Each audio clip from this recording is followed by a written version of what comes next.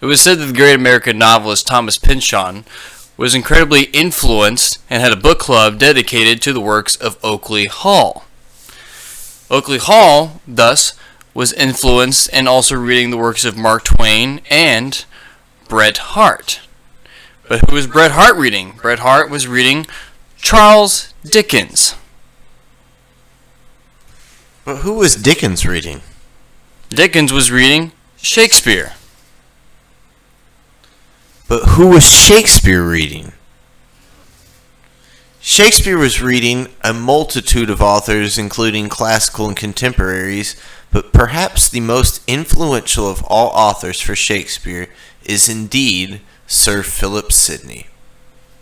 Today we are going to dive into Philip Sidney's The Apology of Poesy, aka The Defense of Poetry, his long essay concluding his vision on what poetry can and should be for a country, for a culture, how it influences drama, what it means to be a poet, and why poetry is ultimately the highest form of rhetoric. This is an essay written as early as 1578 and as late as 1580 something. We're going to dive into it today. Brady's going to lead us, and I will chime in as well. Stay tuned.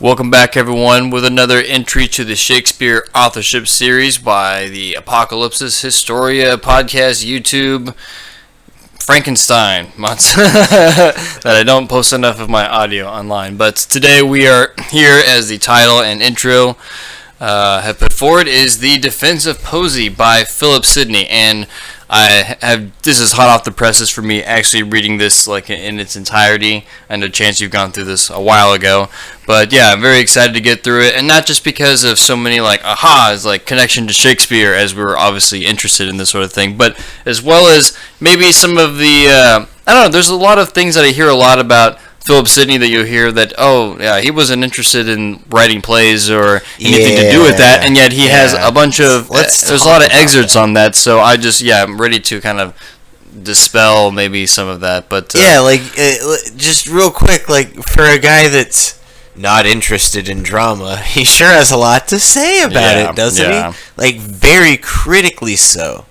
Almost as if he's so critical that he might elevate drama. Just saying. Okay. Folks, welcome back. Just want to quickly note before we dive, neck deep into Sidney. I got 2 copies here. Brady's got a 3rd copy. These are all copies of the Oxford major works of Sidney. We're collecting editions. The different copies, apparently. Yeah, all the same exact book, apparently, which, we all ordered. We wanted one between the both of us, and we're like, oh, well, there's another Sidney book, and apparently there's another Sidney book. Now, it's the same book, but that's fine, because you can never have enough. Now I have one that I always have in my backpack, and one that I always have at my house, so it's fine. But yeah, just real quickly want to come back and relay some thoughts off of our last few videos. There's been some excellent comments, some excellent questions, maybe even some hot takes, and I just want to maybe air out the room here that, look, we are not anti-Oxfordians. We are very much fans of the idea that Edward de Vere is a major hand in the Shakespeare project. We just want to make sure that the theory is watertight. We want to maybe pitch the idea that there are other candidates that may be part of this project tied in with him. That there may be some legitimacy to the Baconian candidacy. That there may be some legitimacy to the Pembroke candidacy, aka Mary Sidney. And that maybe there's a couple candidates that have either been sort of forgotten or maybe completely slept on in the case of Edward Dyer and Philip Sidney. Clearly these people are all courtly writers, all capable of high-class poetry. They're all influencing each other, and so that's where we're coming from. So if anybody's worried that we're trying to prove that De Vere didn't write Shakespeare, that's not what we're doing. We're just trying to figure out which Shakespeare De Vere did and didn't write. And also, it's completely possible that Buckridge's assertions aren't right, and I think even Buckridge is open to that idea. I don't think his essay was supposed to be conclusive. It's rather supposed to be suggestive, to give us some hypotheses to start to work on, and it shows that there still needs to be some tightening up on the Oxfordian theory. So, with that all kind of aired out, let's dive into some defensive poetry. And I guess we're just gonna maybe just start pouring through it. I have some notes that I've highlighted because of his philosophy, and it's not only a good exercise in learning Renaissance history and thought and vernacular and syntax for sure, as you'll see, but good artistic, like philosophy, discipline, caliber, ideals to kind of live up to as you pursue your art. Taste. Yeah. How to be critical. Just what the value of being fictive is, living in a fictional world. What the value of imagination is, maybe. Very much so.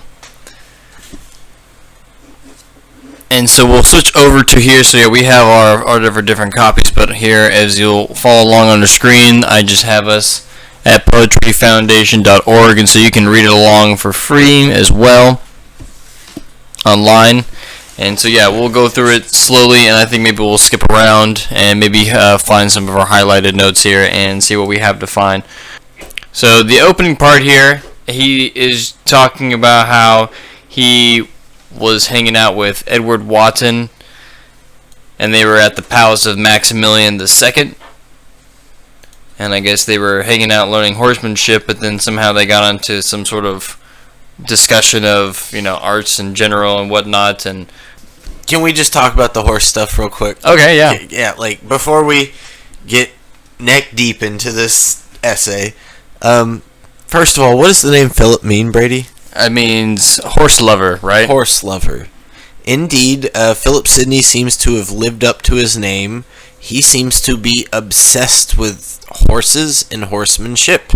And we will see as such in this essay here, but we see it in his poetry as well. And to Oxfordian credit, the famous victories of Henry V has a character, the Dauphin, which we also see in the Henry V play, that seems to be kind of this posh, privileged character that seems to be obsessed with horses, and it may just be that that's Oxford making fun of Philip Sidney. That said, even if that is the case, which probably totally is, let's think about that. Likening Philip Sidney to the French court may also be pretty enlightening. Perhaps because Philip Sidney is himself somewhat of a Francophile from spending so much time in France. That may explain maybe some plays like Marlowe's Massacre at Paris, or maybe some of the French plays by Shakespeare, like All's Well That Ends Well, or I forget some of the others, but just saying, just throwing that out there. And also is my roommate Jamie, who is the guy that did our musical intro that you see in all of our videos. He's, which by the way, my roommate Jamie's totally an Oxfordian. He's kind of pissed at me and Brady because we've totally, me and Brady were totally Oxfordians 100% for the longest time, and then we saw a bunch of Baconian videos for the first time, and we're like, whoa. And, there's a lot of compelling stuff about a lot of things, and there may be some holes in each of the arguments, and so, obviously we've moved past that, but my roommate Jamie hasn't moved past that, and he's totally still an Oxfordian, and, he has discussions with me and Brady about it, but he is sort of pitching the idea that, maybe we need to strengthen our Philip Sidney argument, and that's sort of why me and Brady have dived into this essay here, dived into all of the Philip Sidney things that we have, because like we thought we were pretty conclusive back when we made that Samuel Daniel video, and it's like, okay, look, we found our guy, we found how Sidney can stay alive. That's all you need to do. Marlowe stayed alive and became Shakespeare. Okay, Sidney stayed alive and became Samuel Daniel. But no, my roommate Jamie, no, we got to do more. So maybe that's why we're diving so hard into this. At any rate, yeah, just wanted to give Jamie a shout out, because yeah, like we're being sort of pitched as being anti-Oxfordian, and just want to say you don't disagree with my roommate if that's the case, because he's sort of like not happy with us because we've been so Oxfordian for so long, and now we're like, oh yeah, well maybe it's the guy that Oxford hated. It's maybe Philip Sidney, and he's like, wait, what the heck? What was all that 17 Veer stuff about? It's like, I don't know. This Philip Sidney guy's really good at writing poetry. Yeah, so his name means horse lover, and you also always tell me that there's another major figure that they often compare him to, and who is that from history? Alexander, who died too young, or died Alexander the Great. Alexander the Great. What's Alexander's father's name? Philip. So yeah, just another little fun connection there as well. And he also has a little quote here. So in the defense of Posey, just a little bit further down. So he says here, just a little further on about horses, which is funny. Nay, to so unbelieved a point he proceeded, as to no earthly thing bred such wonder to a prince as to be good horseman. Skill of government was but a pedanteria in comparison. Then he would add certain praises by telling what a peerless beast the horse was, the only serviceable courtier without flattery, the beast of most beauty, faithfulness, courage, and such more, that if I had not been a piece of logician before I came to him, I think he would have persuaded me to have wished myself a horse. But thus much as least with his no few words he drove into me, that self-love is better than any gilding to make that seem gorgeous, whereupon would be parties, ourselves be parties. Which, by the way, folks, that better than any gilding to make that seem gorgeous, that word gilding is a pun on the word gelding, which is a horse that's been castrated, which that exact same pun is used in Shakespeare. I can't remember exactly where, but yeah. Didn't notice that until you read it right there. Did not know that either. So he continues, wherein if Pugliano's strong affection, weak arguments will not satisfy you, I will give you a near example of myself, who, I know not by what mischance, in these my not old years and idlest times, having slipped into the title of a poet, am provoked to say something unto you in the defense of my unelected vocation, which if I handle with more good will than good reasons, bear with me, since the scholar is to be pardoned that follows the steps of his master.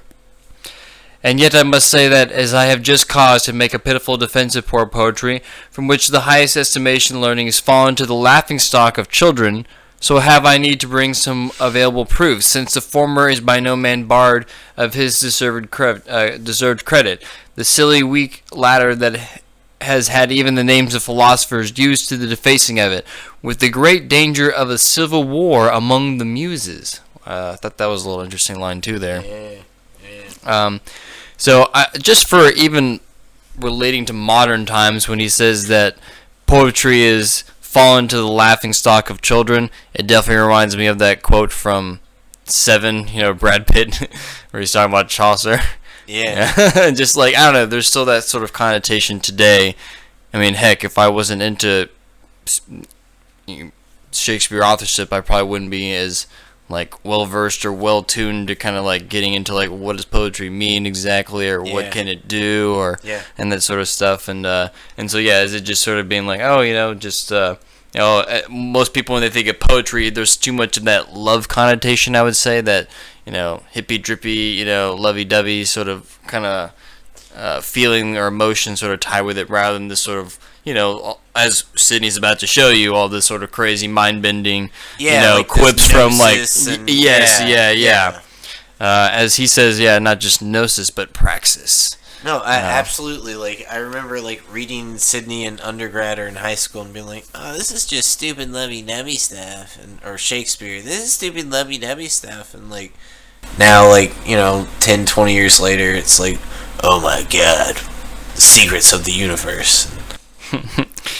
Okay, so we'll continue on here, and he's gonna kind of go over, and he'll mention some older examples and start kind of going into the different sciences of thought. But I'll kind of skip here just a little further ahead. Real quick, as he's skipping ahead, there's a line that says, there's a few lines that's talking about poetry, and it says, and will they now play the hedgehog that being received into the den drave out his host, or rather the vipers that with their birth kill their parents? Just hedgehog reminds me of the Sidney family crest, or the heraldic animal is the porcupine, and that hedgehog is totally used in Shakespeare and Ben Jonson, and I don't know that I've seen hedgehog used in other aristocratic writers' writings. And so he'll start to go on here about compared to history here, that poetry and by extension sort of imagination, fiction has a sort of a better way of describing or encapsulating ideas. And he'll say, and even historiographers, although their lips sound of things done, in verity be written in their foreheads, have been glad to borrow both fashion and perchance weight of the poets. So Herodotus entitled the various books his history by the name of the 9 Muses, and both he and all the rest that followed him either stole or usurped of poetry their passionate describing of passions, the many particularities of battles, which no man could affirm, or, if that be denied me, long orations put in the mouths of great kings and captains, which is certain they never pronounced. So he's sort of saying, like, look, guys, like, we have all these great histories and all this stuff that we kind of take, is like, this is, they probably may have said something like this, or there's so much, real sort of, like, zeitgeist movement that we can kind of put in these characters' mouths, and so it still kind of speaks to us, when they sort of give these old histories that he's using Herodotus as an example here. So he's like, yeah, sure, like, none of us were actually there, but we can still, can kind of be there when they kind of give us these lines and sort of give the mood of people and whatnot when they are able to survive this long, right? It totally reminds me of what, like, Thucydides says about histories or writing history, that, like, doesn't matter if the person said the lines that I put in their mouths, like, it matters if the lines that I put in their mouths, like, make the moment of history. Mm-hmm. And Oakley Hall is totally, like, an absolute student of that Thucydidean idea of history. Very much. And I kept Badlands around because I wanted to point out, we said that he's influenced by Bret Harte. Well, in the Badlands, he dedicates the book to his daughter, Bret. So, yeah, not only is he, like, influenced by Bret Harte, he's so influenced that he names his daughter after Bret Harte. Which, by the way, if you haven't read Bret Harte, go read his short stories. He's pretty much a short story writer. The Luck of Roaring Camp or Tennessee's Partner are probably his 2 most famous. I totally stand by those. Those are as good as any great American short story that's out there. But Thucydides, history. It's not always about the actual veracity or exact factuality of the event. Which is sort of maybe even unattainable, right? Right. So elusive. So elusive anyway. So it's more about trying to capture some kind of zeitgeist that isn't part of your moment, but part of some previous moment. Trying to idealize what that moment felt like and would have been, and maybe it's not always historically accurate, but what even acumen do we have to, like, gauge that? At some point, it's like you can feel it. It's this instinctual. Oh, that's what history was, and, like, that's what Sidney's trying to capture. So Oakley Hall's trying to capture. It's what everybody in that long legacy chain of ideas is about. Capturing that history from Pynchon all the way back to Sidney and before. All right, so we'll continue here, and we'll start to get some more of Sidney's awareness of other areas outside of England itself, and he'll say, in Turkey, besides their law-giving divines, they have no other writers but poets. In our neighbor country Ireland, where true learning goes very bare, yet are their poets held in devout reverence. Even amongst the most barbarous and simple Indians, where no writing is, yet they have their poets, who make and sing songs which they call arietos, both of their ancestors' deeds and praises of their gods. I'll skip down here just to a second, because if you go back to our John D. episode where we kind of talk at length about the Welsh connection here, he'll even say... before you do that, I kind of want to read this line that you're about to skip. Oh, my bad. Here. No, you're good. Because it's an incredibly imperialistic view of the world. Yes, it is. Like, as much as me and Brady are Sidney fans, like, this isn't really something you can stand by in 2023 in this PC world that we live in, politically correct, aka post-colonial world that we live in. And so it says, a sufficient probability that if ever learning come among them, aka learning come among the Indians, it must be by having their hard, dull wits softened and sharpened with the sweet delights of poetry, English poetry. For until they find a pleasure in the exercises of the mind, great promises of much knowledge will little persuade them that know not the fruits of knowledge. But as much as, that comes across incredibly imperialistically, like, forget about trying to civilize the savages for a second, and think about it just like, you got kids. What's maybe one of the best ways to get them interested in ideas? Teaching them sing-along songs, teaching them little... No, you're spoiling the essay. He's going to talk about all that. But no, you're not spoiling it. You're just foreshadowing it because he's literally going to talk about that exact phenomenon here. And so like at some point, like I said I wasn't going to say at some point. I'm trying to get rid of that phrase. It's a bad crutch. What Sidney is trying to get at already is that poetry has some sort of structural ability to make memory and persuasion stronger. It's some kind of rhetorical device that is somehow superior to other normal ways of speaking, writing, and presenting ideas. And that civilized people have a heightened sense of poetry because there's at least a semi-awareness of that fact, and that even non-civilized people are already leaning towards that, and that may be, at least in his mind, a way of getting civilized, this poetry.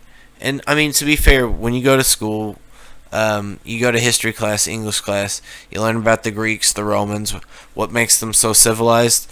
Arts, poetry, drama, government, law, writing. So. And we'll go back to the Welsh connection here, and he actually says, in Wales, the true remnant of the ancient Britons, as there are good authorities to show the long time they had poets, which they called bards. Through all the conquests of Romans, Saxons, Danes, and Normans, some of who did seek to ruin all memory of learning from among them, yet do their poets even to this day last. So it is not more notable in soon beginning than in long continuing. Which I think is not only a cool social fact to kind of find that apparently he's saying, yo, there's still bards here in my time, and that there's many things I can extrapolate maybe from this memory of learning, because not only are the bards and much of this stuff oral tradition, that's like a big thing about being able to use the memory faculties to memorize all this stuff, but obviously Sidney is wrapped up with guys like Peter Ramus, and he's writing all that art of memory, and then we're about to talk about maybe Robert Flood eventually later. It's interesting that he doesn't just say, whom did seek to ruin all learning. He says, to ruin all memory of learning. Right. And, like, I don't know, that extra memory it's like you're saying, it's not just the facts that we know, it's how we gain those facts. Mm-hmm. It's what we're doing to retain this. And, like, for all intents and purposes, if you're any sort of person that's familiar with any kind of mythology from any place, that stuff's coming back through poetry.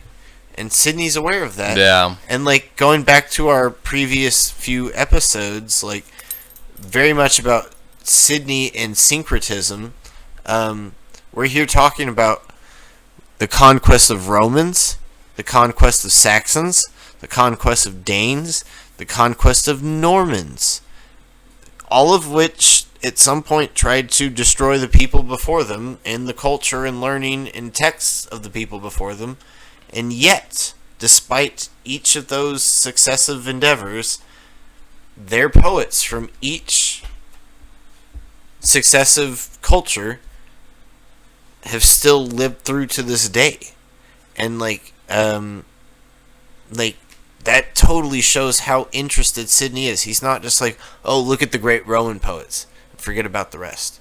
No, for each of them, they're significant to Sidney, and he's trying to syncretize each of them into this poetic project that is Sidney, maybe Samuel Daniel, maybe William Shakespeare.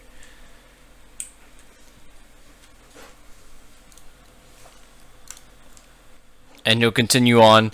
But since the authors of most of our sciences were the Romans, and before them the Greeks, let us little stand upon their authorities, but even only so far as to see what names they have given unto this now scorned skill. Among the Romans, a poet were called the Vates, which is Vates, which is as much as a diviner, foreseer, or prophet, as much by his conjoined words, vaticinium and vaticinari, and is manifest. So heavenly a title did that excellent people bestow upon this heart-ravishing knowledge, and so far they were carried into admiration thereof, that they thought enchanceable hitting upon any such verses great foretokens of their following fortunes were placed, whereupon grew the word of Certes Virgilians, whereupon the opening of Virgil's book they lighted upon some verse of his making. Whereupon the histories of the emperor's lives are full, as of Albinus, the governor of our island, who in his childhood met with this verse, anger to take up arms, but reason do not lie in arms. But yeah, he's quoting some like little Latin quip here. But yeah, so we started to say that yeah, this guy is using this little motto as a way of reinforcing their own kind of psyche, a little sort of aphorism, would you, about keeping a cool head, obviously here, right? But he's saying, and by the way, that word vates totally comes up in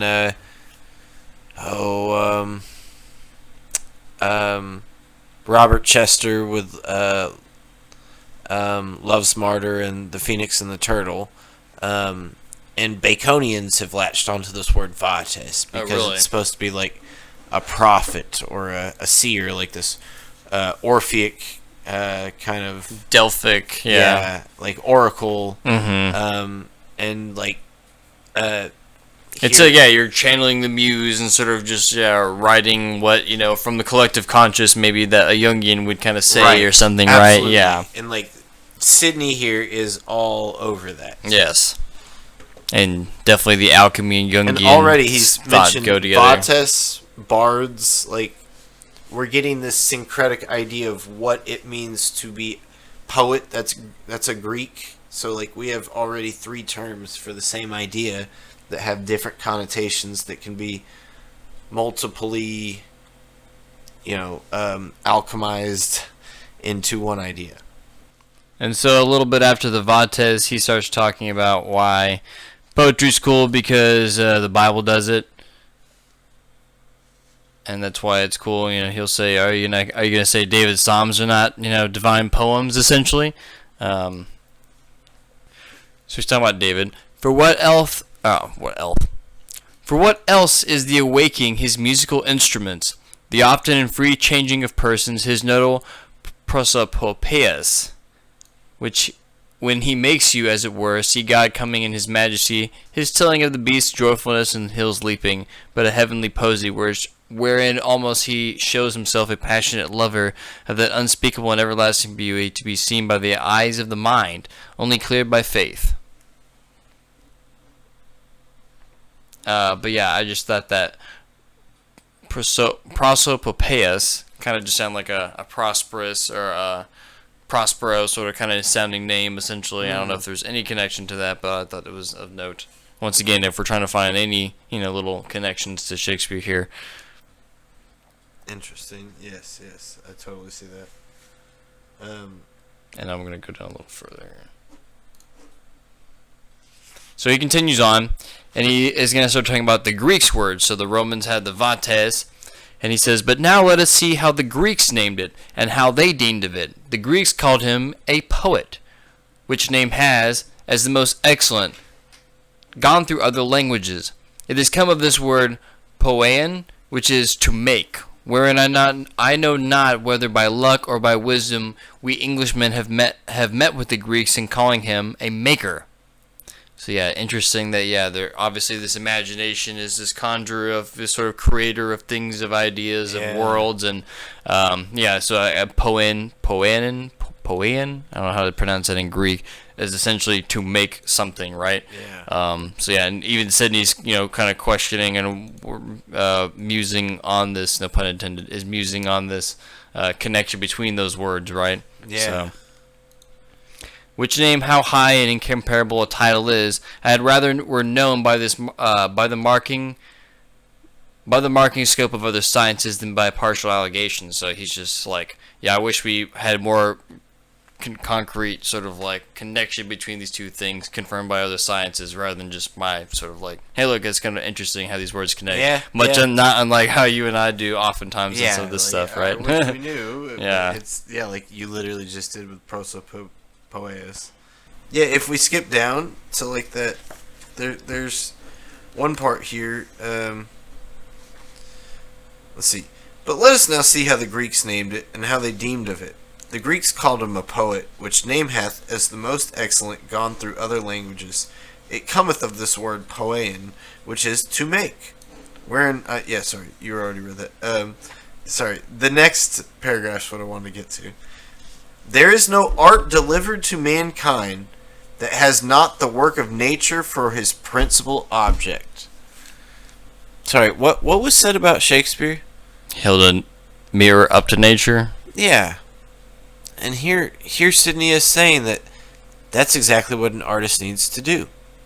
So he even says, without which they could not consist, and in which they so depend as they become actors and players, as it were, of what nature will have set forth. So actors of all the world's a stage, maybe. So we're already talking about holding a mirror up to nature, and that with that, there's these actors and players. So guys, you folks that think Sidney's not interested in drama, it's so much that he thinks the principal theme of literature needs to be explained by a dramatic analogy. Okay? This guy is totally obsessed with theater. And so and he's saying the poets is sort of like this is how the words will sort of like come out, as he's about to say. So doth the astronomer look upon the stars, and by that he sees set down what order nature has taken therein. So do the geometrician and arithmetician in their divers sorts of quantities. So doth the musician in times tell you which nature agree, which not.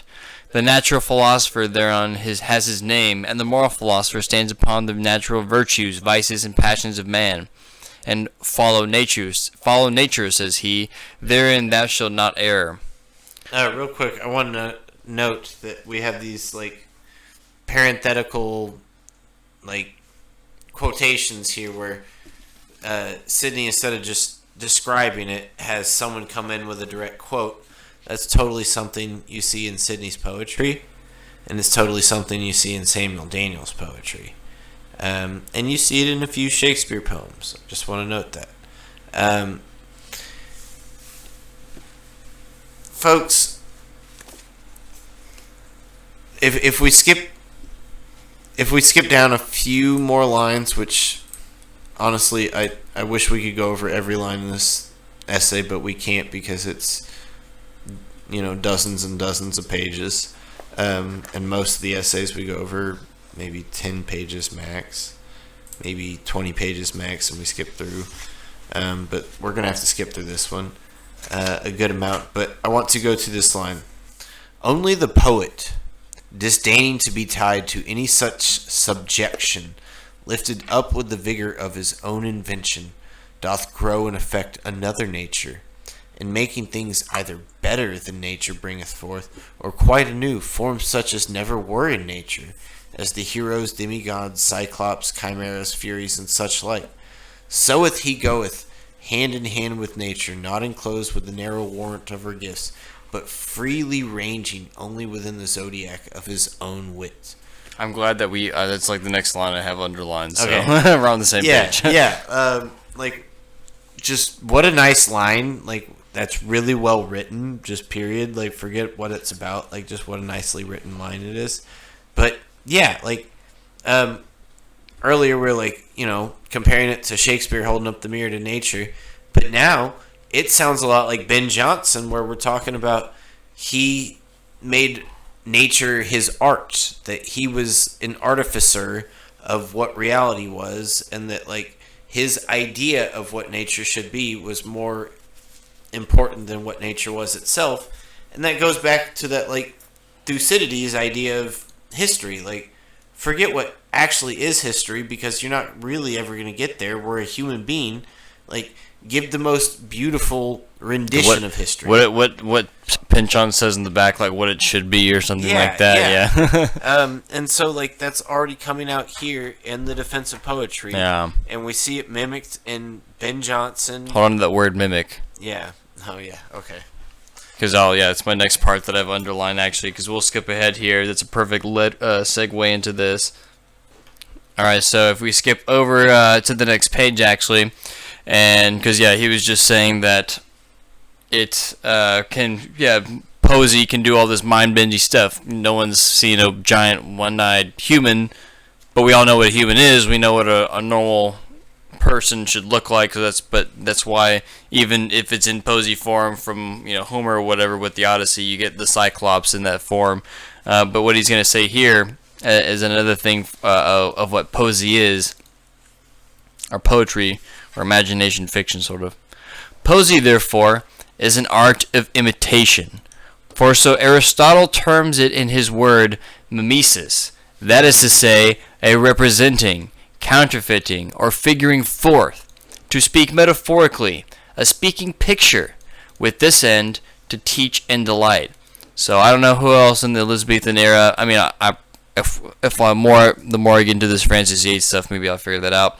But for what a big word that also encapsulates the 21st century, right? Memes, just what a big cultural phenomenon. Everyone is able to now of all ages sort of share internet memes in their sort of their literary speaking pictures, right? From a SpongeBob meme to some meme that only our parents or older generation to get for whatever. But are there not some very large, well-known Shakespeare memes? What's the biggest Shakespeare meme that you can come to your mind, right? To be or not to be. Or to be, not to be. That's pretty much it. Yeah. Obviously, anything to do with witches, half of their vernacular is from Shakespeare. Double, double, toil and trouble. That's all Shakespeare. All that. Foul is fair, which is gonna come up later too. And I have Newton, blah blah blah. All that stuff is from Shakespeare, right? And so those are all memes, cultural sort of DNA fragments or what have you, right? Right.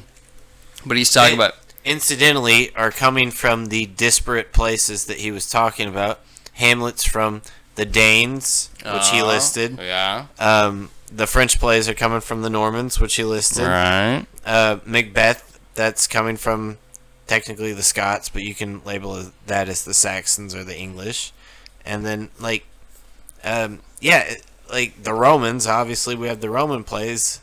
So it's literally the exact people that Sidney's saying are coming up with our language and culture, and that we have important poets from each culture that's still around. Those are the exact background of where all the important Shakespeare plays come from. Isn't that weird? Okay. And there's only, like I mentioned before in the Magus and Muse episode, one of the Shakespeare plays where there's a Welsh king. Which one is it? Is it Cymbeline? There's one where there's a Welsh king, but he correctly refers to Wales as Cambria, which might be of maybe of importance to someone who's of that descent. Maybe, I don't know, right? What's Shakespeare called again? He's called a bard. Sidney's family is bardic. Sidney's family is Welsh. John Dee's family is apparently Welsh. A lot of these folks of this area kind of have this claim to this. Yeah. So right after he goes through the mimesis, he says, "Of this there have been three general kinds. The chief, both in antiquity and excellency, were that they did imitate the unconceivable excellencies of God." So, there's this spirituality to poetry, that it's trying to transcend the human capacity of thought and idea, that it's trying to get to this holy, godlike status. And so, once again, he mentions the Psalms, which we've mentioned before. Sidney's all about the Psalms. He translated the Psalms. The Shakespeare signature, is that in the book of Matthew?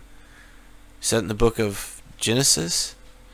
No, it's in Psalms, which Sidney totally wrote. So, such were David in his Psalms, Solomon in his Song of Songs, in his Ecclesiastes and Proverbs, Moses and his Deborah and their hymns, and the writer of Job, which, beside the other learned Emmanuel Tremilius and Franciscus Junius, do entitle the poetical part of the scripture, blah, blah, blah, blah, blah, blah, blah. The second kind of them is that deal with matters philosophical. So the first matter is trying to touch that transcendent thing where you're touching God status. And something eternal, right? Yeah. Much like how these Roman guys are kind of doing it for him, right? Yeah. What he's about to say, he's about to lift off. He'll list David first, but then obviously Homer's going to make his appearance in here as well and whatnot. Slavoj Žižek would say it's the irrational. It's the thing that you can't touch. It's the thing that you fear. That's what God is, and maybe that's what Sidney's getting at, because the second part is the philosophical. It is the understanding of the world, and I know a lot of people want to say that God is the understanding of the world, but Sidney's making a distinction between those two. That God is maybe that irrational thing that's just beyond thought, whereas that thing that is within thought that you have to reach out for, that's the philosophical. That's the second thing. And then if we go to the third thing, for these the third thing be they which most properly do imitate to teach and delight. So, the first one's to touch matters spiritual, the second one's to touch matters philosophical, the third one's just how to get you to be better at life and enjoy life. Those are the 3 points of poetry. Philosophical may help you do the third thing, it may not. Philosophical is just to help you ask questions and understand the metaphysical concepts of the world. But to teach and delight, it's a very didactic, educational exercise. That's why we have little sing-songs and stuff in elementary school. Here's the rest of your Thucydidean thought, because he continues on after teach and delight. And to imitate, borrow nothing of what is, hath been, or shall be, but only reigned with learned discretion into the divine consideration of what may be and should be. Dude, that's straight out of Pynchon's words, dude. That's pretty crazy. And I don't know, that's straight out of Shakespeare too, right? Pretty much, right? Because there's no real reason to think that Richard III was this hunchback, crippled guy that was this evil genius. He was just another usurper like anybody else. But Shakespeare, whoever he was, put this whole character into thought to make this historical moment. And as we're showing here, Sidney's all about that. All about that. And if we skip just a little further down, he'll say, For Xenophon, who did imitate so excellently as to give us Ephigium Justi Imperii, the portrait of a just empire under the name of Cyrus, made therein an absolute heroical poem. So did Heliodorus in his sugared invention of what picture the love in Theogenes and Chariclea. Of yet both those wrote in prose. Which, by the way, this like literally sounds like the exact same language as Mira's. His sugared prose. Philip Sidney is our best poet, yet he wrote in prose. Like, isn't this the exact same like verbiage? It's interesting. But wait a second. Are we trying to say that Philip Sidney's really the real Francis Mears? I don't know if I'm trying to say that, but I've seen people pitch that for Oxford. Perhaps it's actually Philip Sidney. Perhaps it's both of them. Stay tuned for a later video on that. And he'll finish up here. Which I speak to show that it is not rhyming and versing that makes a poet, no more than a long gown makes an advocate, who, though he pleaded in armor, should be an advocate and no soldier. But is the feigning notable images of virtue, vices, and what else, with that delightful teaching, which must be the right describing note to know a poet by.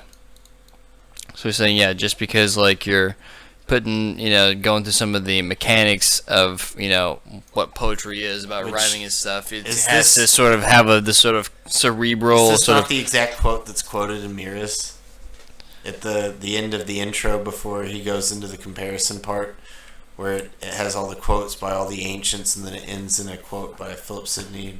He talks about maybe it's a different quote from this, but it's a quote from Philip Sidney's Defense of Poetry, and that's it talks about adornment and the way that writing poetry is like dressing something. Is this not that exact quote? I can't remember. I don't remember that either. And he'll finish up here. Although indeed the Synod of Poets has chosen verse as their fittest raiment, meaning as in matter they pass all in all, so in manner to go beyond them, not speaking table talk fashion, or like men in a dream, words as they chancefully fall from the mouth, but weighing each syllable of each word by just proportion, according to the dignity of the subject. So yeah, you're not trying to get all artsy fartsy with like men in a dream, and you're not trying to be too casual with it either. But yeah, you're trying to get to something that's divinely proportioned. That's sort of like there is this a lot of this inherent thought in the Hermetic this time period about the divine proportions of man and all that kind of stuff, and how he's a divine instrument as God's representation on earth or whatever. Absolutely. Right? And like it also seems to me a sort of a. This may predate euphuism at its height, but it's almost commentary on euphuism. Euphuism was like this sensibility that you need to be as hyperbolically poetic as possible, and that you need to be as artsy and purple and beautiful in your poetry as possible. And like that was supposed to be Oxford and Lilly and that whole school. They were the euphuists, and Watson's part of that. And like, but Sidney and his crowd. They're not part of the euphuists. They're part of the romantic crowd that want to make it more down to earth and make it about old-timey stuff and make it about classical stuff. And it's not as much about all these ridiculous metaphors and poetics. It's much more down to earth, which seems to me that like the Shakespeare sonnets more than anything defy euphuism. So if Oxford's like the king of euphuism, like Shakespeare sonnets are totally this like, I won't be hyperbolic. I won't say all this ridiculous stuff. And that totally seems to be what Sidney's saying here. We need to have this just proportion. You need to hit the thing for exactly what it is. Not more, not less. It needs to be this balanced, perfect proportion. And very Pythagorean, but kind of applied to this sort of, like linguistic, discipline or whatever, right? Right. And then he's going to get kind of snarky here again. He'll go, now, therefore, it shall not be amiss first to weigh this latter sort of poetry by his works, and then by his part. And if in neither of this anatomies he be condemnable, I hope we shall obtain a more favorable sentence. So he's saying, like, first, yeah, you gotta, like, if the whole poet stinks, like, it doesn't even matter if these parts are okay. Then, like, then the whole thing needs to be basically redone. Yeah. Which is a good. I think that's still very applicable for, not even just modern art making in general, right? Not losing the forest for the trees kind of metaphor, right? Style over substance, maybe. Yeah, which is totally an issue today, and not in like every art form, right? Like, that's totally an issue in film. That's totally an issue in music. It's an issue in theater. It's an issue in video games. Like, we're totally losing style over substance. Sorry, folks. Totally losing style over substance. Like, yes. In the last 5-10 years, that's totally the movement. And like, maybe there's a reason that young people like me and Brady are diving back into classical literature like Shakespeare, is because we're feeling this like modern dearth. And Sidney's already like prescribing like how to avoid that. Yeah, like, pretty much. Yeah. Subscribe for the future of American cinema. All right, so he'll continue here.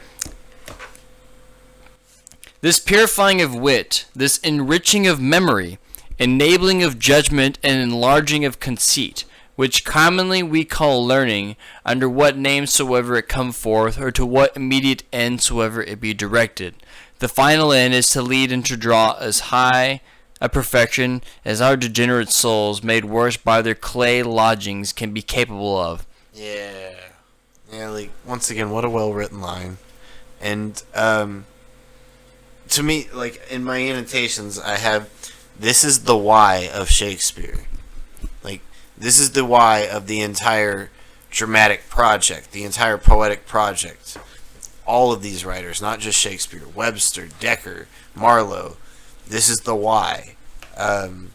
To show us the perfection that human beings are capable of, that what life is capable of. The heights, not just the heights, but the depths, the extremes, the possibilities. Yeah. And like, specifically how language can get us to all of that. And like, it's right here. It's right here. Sidney's saying this is what you need to do.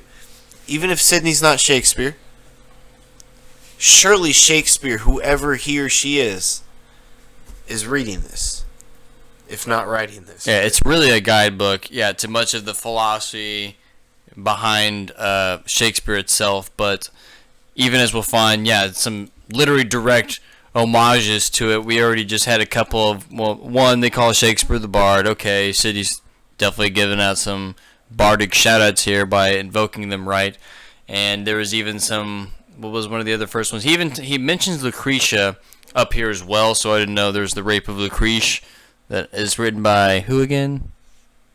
Shakespeare. Okay, so he does bring it up, and once again, if we were just saying like, hey, how many things, if Shakespeare, this definitely came prior to Shakespeare, how many of these things just happen to translate directly or be a direct lineage to a Shakespeare title and whatnot? There will be several occasions for us to stop and pause on that idea. Here's one little line or a few lines that I want to read. But when by the balance of experience it was found that the astronomer looking to the stars might fall in a ditch, that the inquiring philosopher might be blind in himself, and the mathematician might draw forth a straight line with a crooked heart, then lo, did proof, the overruler of opinions, make manifest that all these are but serving sciences, which, as they have each a private end in themselves, so yet are they all directed to the highest end of the mistress knowledge, by the Greeks called architectonic, which stands, as I think, in the knowledge of man's self in the ethic and politic consideration, with the end of well-doing and not of well-knowing, only, even as the saddler's next end is to make good saddle, but his further end to serve a nobler faculty, which is horsemanship. So the horseman's to soldiery, and the soldier not to have only the skill, but to perform the practice of a soldier. So, That was an entire paragraph that was one sentence, by the way, guys. He's known to be, Philip Sidney's known to be called the Cicero of English.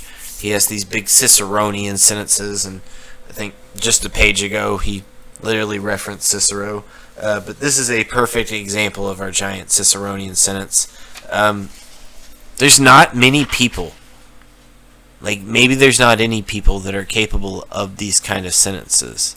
And so if we ever get sentences like this in drama, specifically Shakespeare, we need to start looking at Sidney. But let's look at what he's saying in that sentence. What we have here is him like noticing already what modernism and postmodernism are going to be all about. It's going to be all about what is an ultimate proof.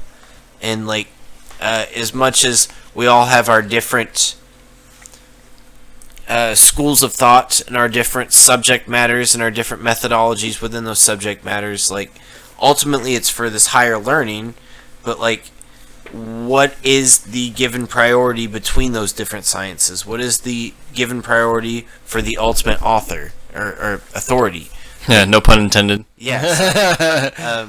We don't necessarily have one, and so like Sidney's already like briefly glimpsing what the problems of postmodernism are going to be, that like people like Foucault and Lacan, specifically Lacan. Wittgenstein's too, I guess, yeah, right? Wittgenstein. They're like all going to be super obsessed with that. And by the way, guys, like spoiler alert, we have not gotten over that hump. 2023, like 50, 60 years later, from all these postmodernists of the 40s, 50s, 60s, 70s, like we have not gotten over that hump. Like we can use science as sort of a loose, like, I think this that goes back even to Sidney's time, because Agrippa's work, from what I've seen, is very much this super skepticism. Like, it's how do you know what's nominal and how do you know it's actually like what you think it is, and all this stuff, and what measurement is real measurement, And so, shout out to why the yard's better than the meter, but divine measurements. Yeah, shout out to Randall Carlson. Yeah. Okay. Let us continue forth. Man, we could go through every line of this. And so he was. You remember we were comparing and contrasting the advantages that Posey has over, say, history, philosophy, some of these other disciplines, and he says these men, as in those other professions, these men casting largest as they go of definitions, divisions, and distinctions. With a scornful interrogative, do soberly ask whether it be possible to find any path so ready to lead a man to virtue, as that which teaches what virtue is, and teaches is not only by delivering forth his very being, his causes and effects, but also by making known his enemy, vice, which must be destroyed, and his cumbersome servant, passion, which must be mastered, by showing the generalities that contain it, and the specialities that derive from it. Lastly, by plain setting down how it extends itself out of the limits of a man's own little world to the little governments of families and maintainings of public societies. Yeah, like, once again, back to the Shakespeare guidebook, like, how to perfectly characterize each character to make them feel like a human personality. Follow this question that Sidney has asked here. You need to know every character's vice. You need to know every character's motive. You need to know... Make them feel alive. Yeah. Give what do they say? Kind of give your characters agency, right? And that kind of stuff. Absolutely. So skip down a little further here. And yeah, this whole thing is just great. So anyone interested in just art creation or story writing should definitely check it out. But he'll say, now doth the peerless poet perform both. For whatsoever the philosopher says should be done. He gives a perfect picture of it in some way, by whom he presupposes it was done. He gives a perfect picture of it in some way by one whom he presupposes it was done. So as he couples the general notion with the particular example, a perfect picture, I say, for he yields to the powers of the mind an image of what whereof the philosopher bestows but a wordish description, which doth neither strike, pierce, nor possess the sight of the soul so much as doth the other. Okay, and so, like, me and Brady have talked about this essay, and, like, at some point, this isn't even just a defense of poetry. This is a defense of fiction. This is the Right. power of the imagination. Yes. And so what he's saying here is that, like, yeah, essays are great, and they have this great logical fluidity. Yeah, he's like, philosophers, yeah, you all make sense. Y'all can be as rational and logical as you possibly can be. Makes sound sense to the learned mind, But you are not going to put me in that empirical, experiential place of having it, actually lived through the idea. it's like right brain's down. Left Yeah. brain's like, I don't know. Yeah, like, you you're know. going to need the left brain. Yeah, there. yeah. And, like, in order to get both brains, you can use fiction. And fiction can have that logical sensibility, but can also have that analogical, imagistic, sense of place and environment. And, once again, Shakespeare Handbook. Yeah. Now, yeah, and Shakespeare, using that kind of gives you so many different vignettes of so many different situations, right? It's sort Right, of very and, practical in that sense, or You're an aspiring writer. I'm a aspiring writer. Like, I got a degree in creative writing. The biggest rule in fiction writing. What is the biggest rule? don't. Yeah. Wait, no. Yeah, you had it. You know, I was gonna say. Show, don't tell. Show, yes. don't tell. That's exactly what Sidney's saying here. Poetry shows, philosophy tells. Poetry's more powerful. And he's saying, but poetry can just use the philosophy, so therefore it's the better of both worlds eventually, right? And, like, there is no actual authority that can prove that showing is better than telling. It's literally that, like, we're going by Sidney's guidebook when we say show, don't tell. Like, once again, it's not because, like, showing over telling is actually scientifically proven to be better. Like, we're literally just following Sidney's guidebook. And he's probably right, though, right? And, like, does Shakespeare show or tell?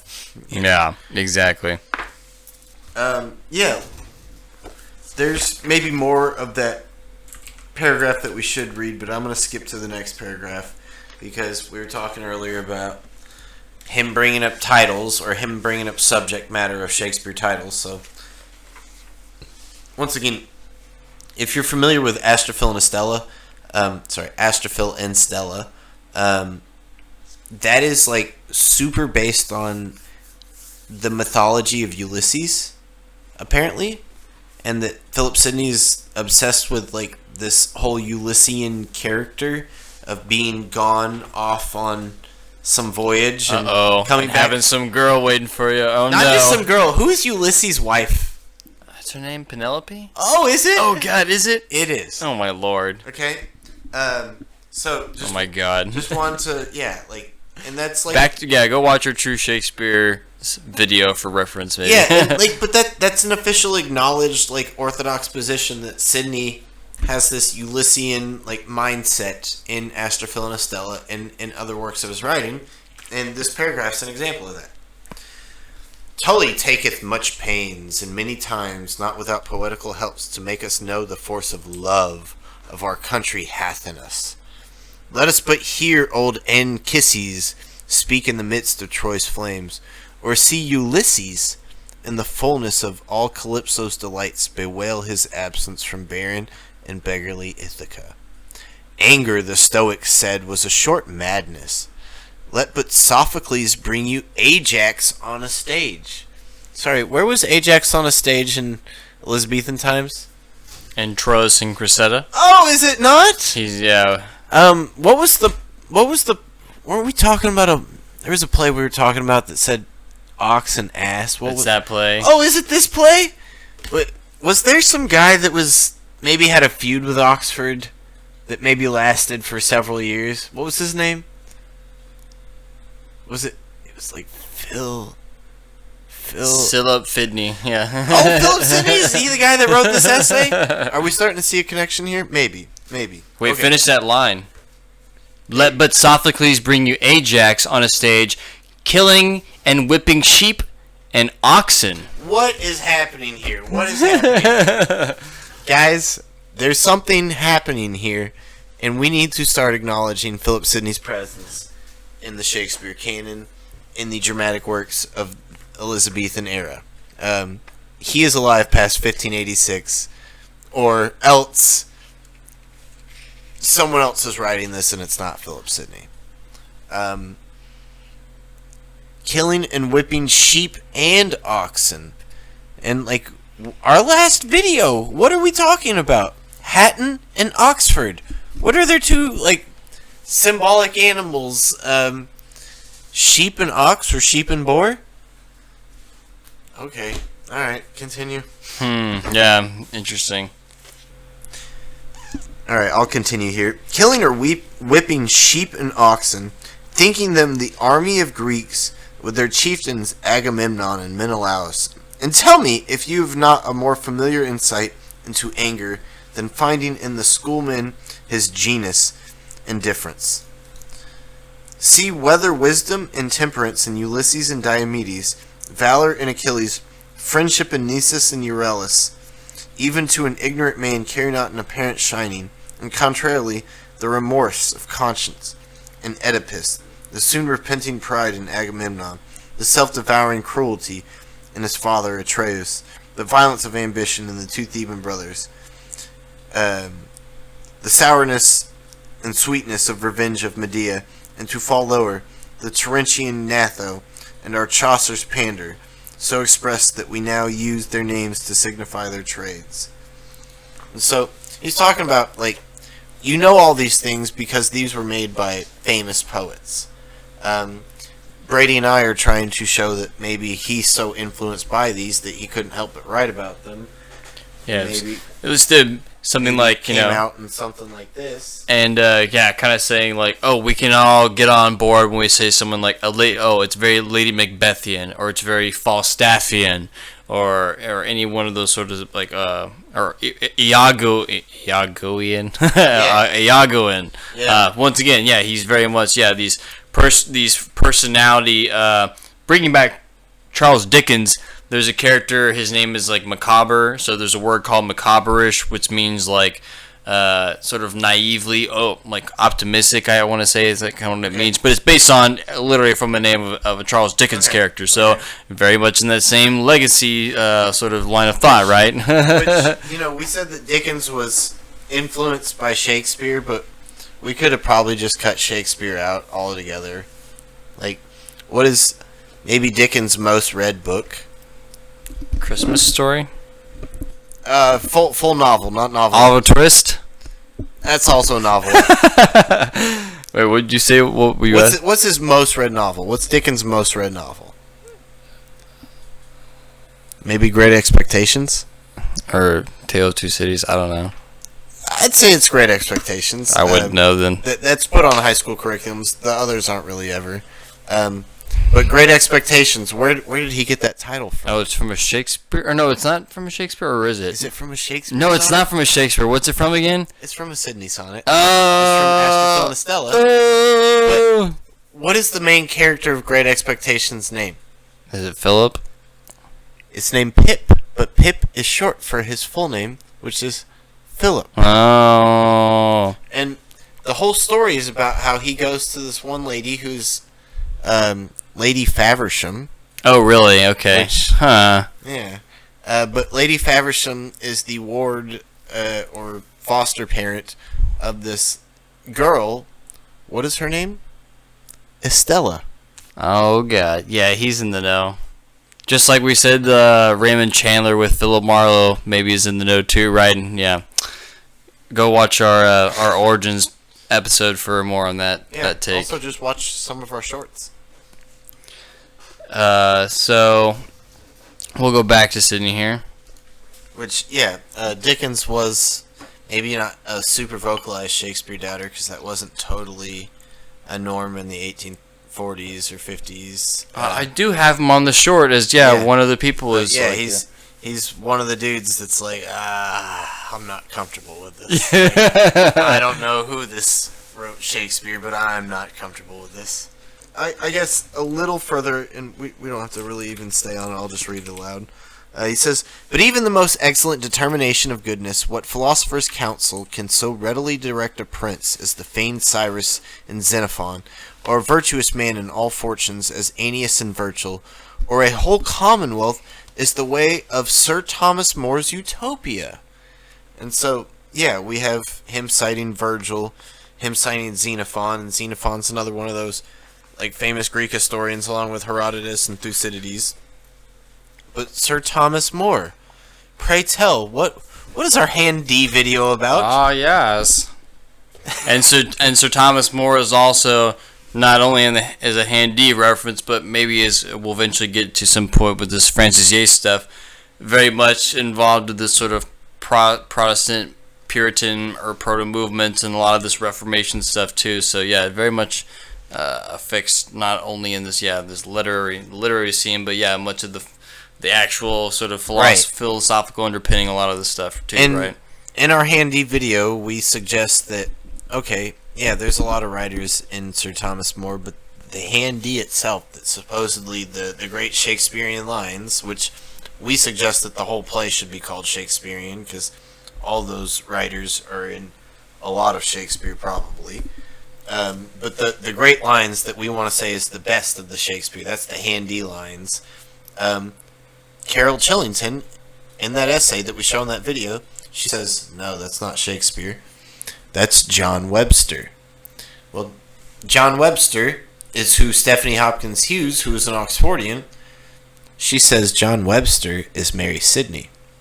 And I want to suggest that we say things that are Mary Sidney because we find it in Philip Sidney, but we don't think he's alive, so we suggest that must be Mary. And maybe there's good reason to say that, but I want to suggest, and maybe we'll have to do this in another video, if we go through his Mask, The Lady of May, which he writes in the late 70s, we can probably start to spot some Websterian type material, and we'll start to understand this isn't Mary just reading her brother. This is probably her brother. And so I want to suggest that even though Handy is in the Bacon handwriting, that these are Philip Sidney lines. That these are John Webster lines. That perhaps they're in Bacon's handwriting because he is dictating for Philip Sidney, and that is why they do not match the Decker handwriting, which is Bacon writing as Bacon. Crazy theory, hot take. Don't know if it's going to stick. Comment for Handy is Sidney. So yeah, there's something in there. Boo. Yeah. So continuing on with Sir Thomas More's Utopia, Philip Sidney says, I say the way, because where Sir Thomas More erred, it was the fault of the man, and not of the poet. For that way of patterning a commonwealth was most absolute, though he perchance hath not so absolutely performed it. That's interesting. For the question is, whether the feigned image of poetry or the regular instruction of philosophy hath the more force in teaching. Wherein, if the philosophers have more rightly showed themselves philosophers than the poets have attained to the high top of their profession, as in truth, mediocribus esse poetis non dii, non homines, non concesseri columnae. It is, I say again, not the fault of the art, but that by few men that art can be accomplished. Yeah, Zinger. And that translation, it says, not gods nor men nor booksellers allow poets to be mediocre. And so, yeah, Philip Sidney's saying, like, there is no such thing as a mediocre poet. There's either a poet or somebody imitating poetry. There's somebody trying to be a poet. Yeah, a poet ape, if you will. He will use that term later on. Oh, there we go. Shout out to Ben Johnson. This line is my favorite line maybe in all of literature. I have a discussion with my buddy Ian, who I've mentioned in a few of these videos, that I struggle with musicals. Like, I'm not a huge fan of... Are you a huge fan of musicals? No, not per se. No. And so, and my buddy Ian's like the biggest fan of musicals on the planet, and we talk about them all the time, And he's not a huge fan of novels, but we talk about them all the time, and we can do that because it's fun to discuss things, so long as it's about art and artistic, endeavors. There's a baseline story element too, right? Yeah, absolutely. And there's like, a craft and an art to it, and it's playing on a lot of literary themes, and so I still appreciate it. And so, like, early on, Ian accused me, like, you just hate musicals. Like, just no matter what, you're going to hate a musical. Like, inherently, the art of making a musical is detestable to you. And it's like, maybe my roommate Jamie would say that. But no, that's not the case with me. It's just that it's not the fault of musicals. It's just that very few, if any, have ever made a very worthy musical in my eyes. He's made a good argument that there's a lot that I need to pay attention to and are worthwhile and, have merit to it, but very few, if any, has he convinced me are like this Shakespeare-like height. And it's not that musicals are inherently stupid or silly or can't be made into something. It's just that nobody's gotten there yet. We're in 60s, 70s. You haven't seen the territory. Perfectly divine, proportioned, right? Pre-thought out, Like, sort of. The Marlowes and Kids and Shakespeare's have not dropped yet, as far as I'm concerned. We're all still in like pre-Gorbaduc, era. We're still in the the 1550s and 1560s traveling, morality play groups, as far as I'm concerned, with musicals. And it's not to say that they're worthless. It's just we haven't gotten there for me. And I know musicals been going for like 100+ years, but they'll get there. Give them time. Does opera count as musical or no? I don't know. No. I'm gonna say no. But I want to point out that anybody that says that Sidney hates drama, that Sidney's not interested in drama, that Sidney doesn't think that drama's worthwhile. No, yeah, definitely not. This line. He's not saying that he hates drama. He's saying that at the point of the late 70s or early 80s when he's writing this, nobody's made it worthwhile except for maybe Gorbaduc. And he'll talk about that later on. He'll bring up like, here's what it means to do a comedy. Here's what it means to do a history. Here's what it means to do a tragedy. And he'll literally get into all the fine details of what is a perfect summation of those, genres, essentially, right? So, no, he's definitely not against plays. He's not against, I don't know where people, who cited that or not who cited that, but where that source comes from to say that he's not into that. Only because that's all we have printed from him is like some of his poetry stuff or Posey stuff. We totally do have dramatic stuff. He has masks like The Lady of May, which is totally printed in these copies, which maybe we'll do a video on at some point. The idea that Philip Sidney is a non-dramatic figure, I think is silly. It's more that he's a pre-dramatic figure. And honestly, he's so tied in with the Leicester Circle. I would wager a good amount of money that he's influencing what's being written and played with the Leicester Circle. Maybe I'd go so far as to say that since we now know that Thomas North is writing for the Leicester Circle, perhaps Philip Sidney is the actual pin behind Thomas North. Just saying that. And maybe Thomas North developing into the better and better Shakespeare might indeed just be our Philip Sidney. Maybe that's wild, maybe that's crazy, but I don't think it's out of the possibility. Philip Sidney, not a dramatic figure, rubbish. In fact, he's so into drama that he's hypercritical. He knows every nook and cranny of what should and shouldn't be done in drama. He's obsessed with it. He's not only not into drama, he's very much obsessed with drama. And we haven't really gotten there yet, but that is totally part of this essay, and he will go into a whole section on that. Thus far, it's just been about fiction and poetry as a rhetorical sort of structure or tool in general, but he's going to go farther into storytelling, specifically dramatic portrayals, characterization, And like you kind of mentioned before, you're like, oh, this kind of has a little bit of a colonialist vibe in a sense too. Yeah. Go back to the Magus and Muse episode where we talk all about this burgeoning, globalized, mercantile market sort of coming on with, the patrolling waters or the waters being patrolled by, just prior hand Spain, but really it's going to be, the English that are definitely going to be the big maritime police, moving after this era, right?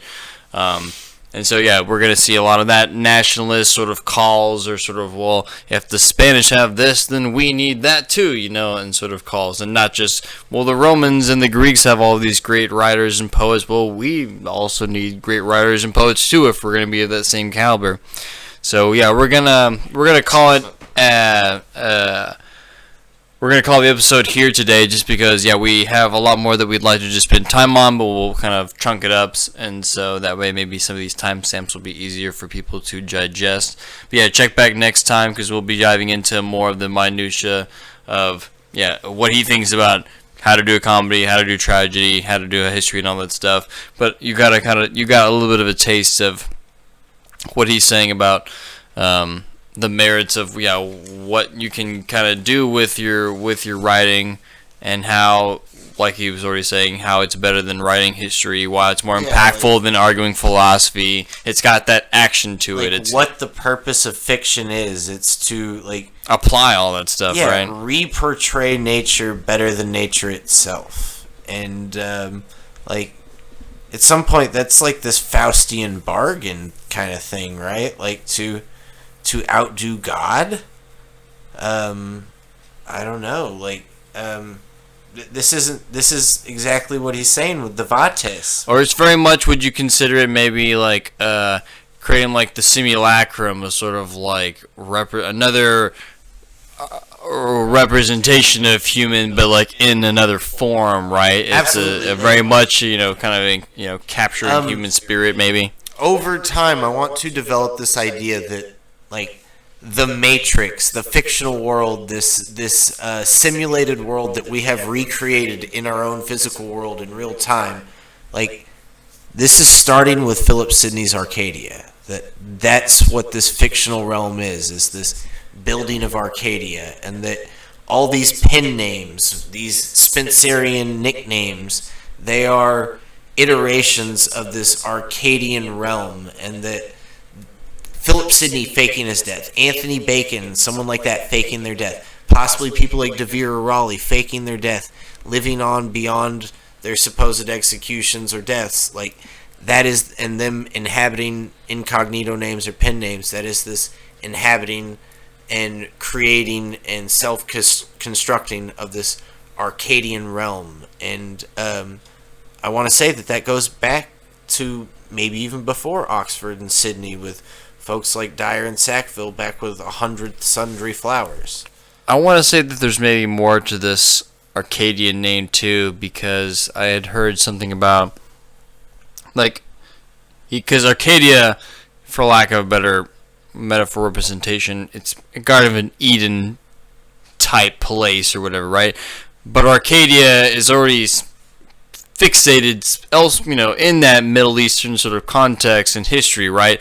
I had heard just recently, that the Arcadians had, oh my god, I wish I can remember now. They had some sort of, I don't remember if it was a linguistic contribution or some sort of socio-cultural thing that they had that set them apart from, say, the Canaanites, or set them apart from the Israelites. I'm going off the cuff here. But there was something that set, the Akkadians are from the Turkish Hittite branch, which would make them Indo-European, whereas all those others... That's probably where I'm thinking I'm finding this stuff.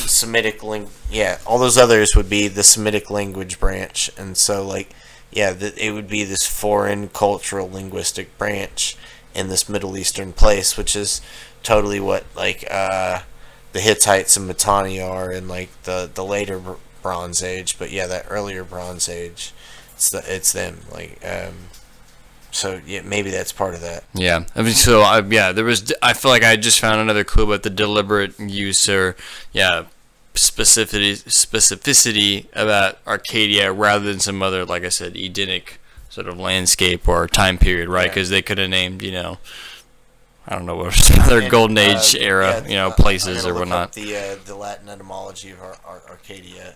Right. Arcade. Yeah. Maybe that's going to be a Greek root. But yeah, it's just going to be arc for like circle or curve. So maybe there's something to that.